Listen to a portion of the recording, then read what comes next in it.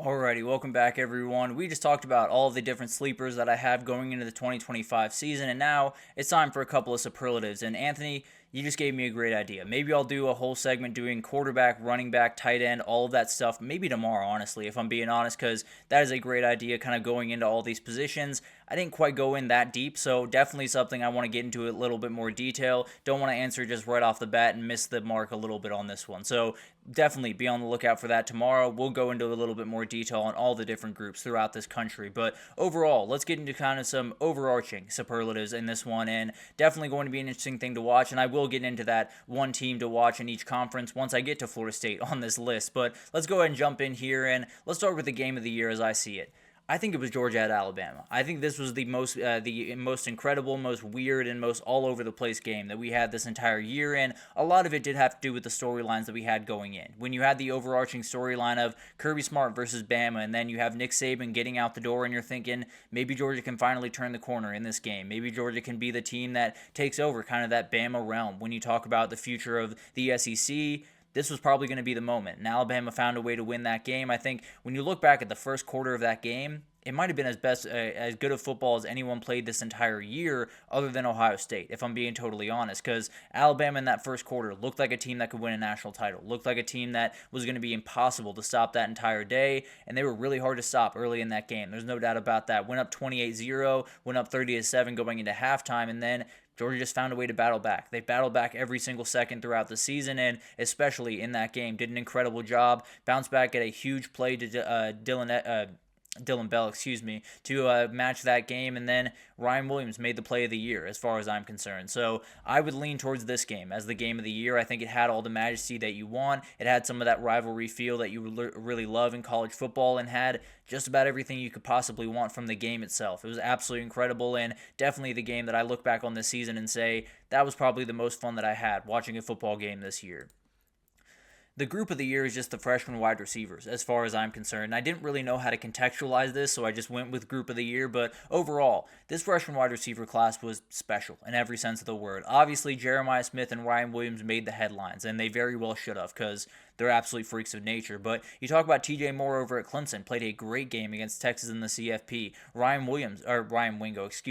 Wingo was incredible for Texas throughout the season. Nick Marsh up there at Michigan State was incredible, along with a number of other guys all across the country that did a great job. Jerlon Miller up there at Colorado was incredible. So it's a special group to watch over the next 2 or 3 years, probably 2 years for a lot of these guys in college football. It's going to be a really special thing to watch, and frankly, I think you could have 2, maybe even 3 wide receivers go in the top 10 in the NFL in a couple of years, because the reality is Jeremiah Smith, freak of nature that probably would go number 1 overall in this class, will definitely go number 1 overall when he's fully ready to roll. And then Ryan Williams, Ryan Wingo, Nick Marsh, all those other guys, going to be really special to watch. But really special year for young players in general, but the freshman wide receivers took the cake. One made the play of the year, like I just talked about with Ryan Williams. One made the play of the national title with Jeremiah Smith. So remarkable stuff, and it's going to be awesome to watch this group over the next 2, likely 2, maybe even 3 years in college football.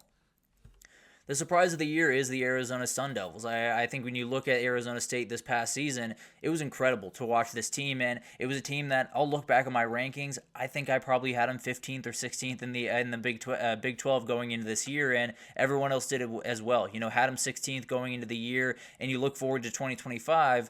The bar's been set. You know what you have to do now. You know who you are, and you know that Cam Scadaboo's walking out the door. So it'll be a little bit tougher to do that, but overall, it was an incredible team to watch. Kenny Dillingham kind of stole the hearts of a lot of people out there in the CFP world. I have to imagine that's going to continue into 2025, and it's one of those teams where it was really hard not to like him. It was really hard not to fall in love with what Cam Scadaboo was doing, with what this team was doing, and you look forward to next year, there's no reason to believe they couldn't find their way back into that position this year. So pressure is a privilege in this sport, and it's absolutely something that Arizona State is dealing with right about now. Will be awesome to see what they can do in 2025, but 2024 is one that, regardless of what happens going forward, will be remembered around there for a very long time around this very special team. And then we got the disappointment of the year, and I'll get to this question from Anthony really quickly. Florida State would be my pick in the ACC of a team that didn't have a winning record, or at least was close to not having a winning record, and will bounce back in at least some way this year. Now, they worry me just a little bit. I'll be totally honest with you, but at the end of the day, I think Mike Norvell's too good of a head coach to miss out multiple years. I'll pick Utah over in the Big 12. I think the addition of the offensive coordinator they brought in was huge, as well as Devon Dampier going over to that team, I think is massive for them. I think when you look over at the SEC, maybe not a team that's going to light the world on fire, but I do think Mississippi State's going to be a dangerous team to deal with just week in, week out. I think Jeff Lebby has a little bit closer to the offensive talent that he very much wants on that team. And then you look over at the Big Ten, it's a very, very hard group to get a beat on, if I'm being totally honest with you. I think the one that I would pick is Wisconsin was a winning record this year, but was very close to not being, so I'd lean towards Wisconsin to make that kind of leap next year. Purdue is a team that I'm watching closely with Barry Odom, but I think the talent level is just going to be too low there. But overall, this Florida State team was a huge disappointment, and hopefully it makes way for a huge surprise going into 2025, but it was a team coming off a 13-1 year with one of the best head coaches in the country. And then you look back at it, and they're 2-10. DJU did not play most of the games this year, and they looked like a guy that was going to come in and maybe not light the world on fire. I was questionable about this team, but I was buying in to a lot of the things that they were selling. I thought DJU would at least be able to execute the offense, and he was not able to do that. And the wide receivers for this team made UGA look like they had Pro Bowlers out there. So this team was upsetting. There's no doubt about that. I think when we watched them in week 0, we thought, wow, this is a team that's not necessarily going to be super consistent.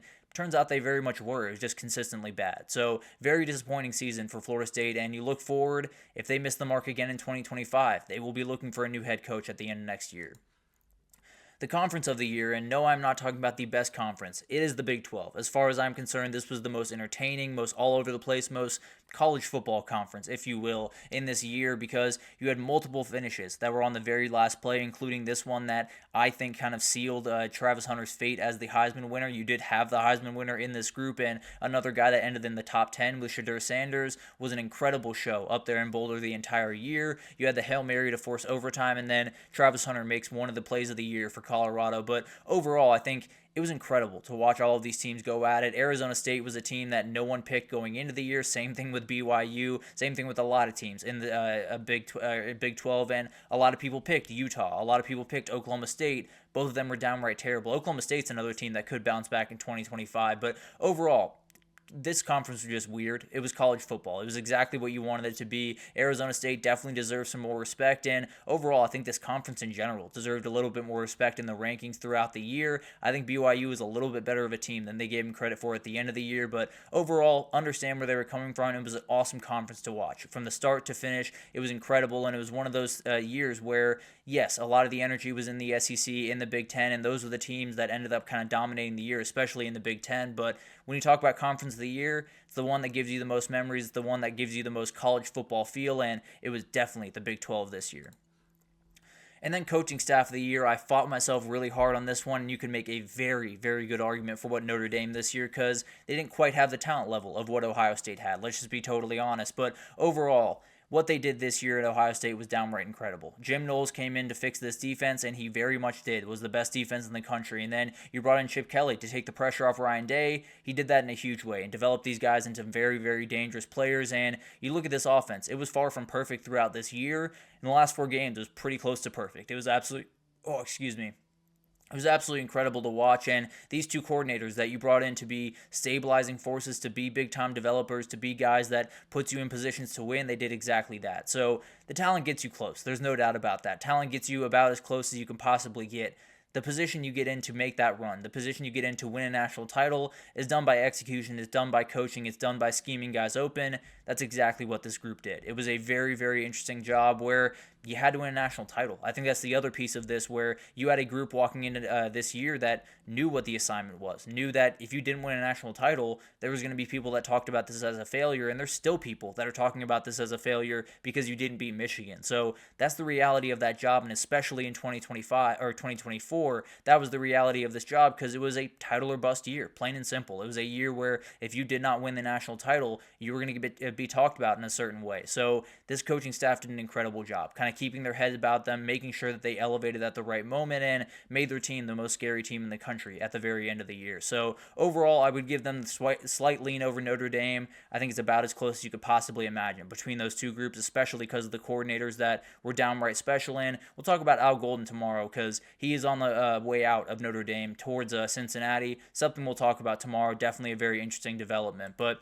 overall, a very incredible year. A lot of different things to kind of pull from it. I think you look back on this 12-team playoff, there were some great things about it. There are some couple of tweaks that need to be made to make it an A-plus product, but it is not far off from where it needs to be. But that'll do it for this edition of the GSMC College Football Podcast, brought to you by the GSMC Sports Network. Your support means a lot to us, so please remember to subscribe to the show, leave a positive review. It does make a huge difference. Also, follow us on Facebook, Twitter, TikTok, Instagram, all the social pages for all the content updates you could possibly need. We have great people covering every single sport you could want. So anything in the world of sports you need, come on over to here and we have you totally covered. But tomorrow we'll get into a couple of teams to watch throughout spring camp, my top 10 quarterbacks, Anthony's recommendation here where I'll go through all the positions from this past year. We'll get into all of that tomorrow. So definitely tune in at 9 a.m. tomorrow, and I'll see you then.